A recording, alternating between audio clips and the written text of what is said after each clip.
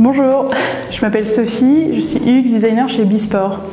Bisport, c'est le réseau social des sportifs français.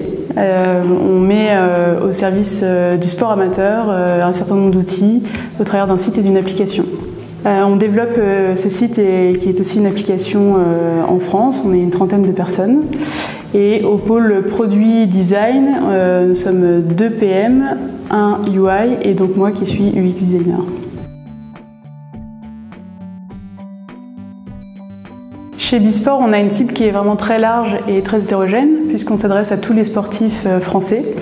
Donc faire des tests, ça nous a permis de mieux connaître notre cible qui a donc des âges très variés. Faire des tests nous a permis d'aller à la rencontre de nos utilisateurs et de pouvoir faire une topologie un peu plus précise. Ça nous a particulièrement aidé à définir notre persona principal qui est celui de l'entraîneur et donc de pouvoir baser nos réflexions produits à partir de ces tests. Il y a 3 raisons pour lesquelles on a fait appel à Testapic. La première, c'était la simplicité logistique, puisque ça nous faisait gagner énormément de temps que quelqu'un d'autre s'occupe du recrutement de nos testeurs et mette en place toute la logistique qui l'accompagne. La deuxième, c'était de se contraindre à un rythme de test assez soutenu, ce qui est possible parce qu'on n'a plus besoin de s'occuper de la logistique, mais aussi parce que on a des crédits trimestriels et donc il faut les utiliser. Et la dernière, c'était l'importance d'avoir un accompagnement par un CSM et donc d'avoir une ressource supplémentaire dans notre équipe finalement.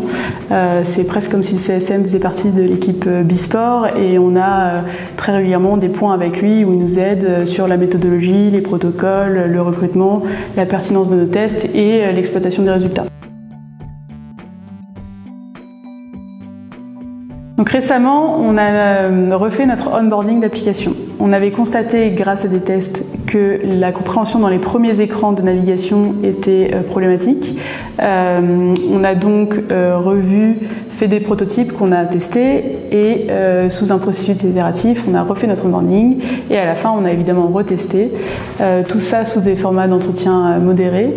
Et on a vu de manière qualitative à l'expression des résultats que effectivement la compréhension augmentait fortement, mais on l'a aussi vu en fait dans nos data avec un taux de sign-up et un taux de conversion qui a vraiment fait un bond. Et ça nous a permis en fait de régler beaucoup plus sereinement un certain nombre de débats en interne, notamment sur des questions graphiques ou d'animation de détails. Ça permet vraiment d'apaiser les relations en interne.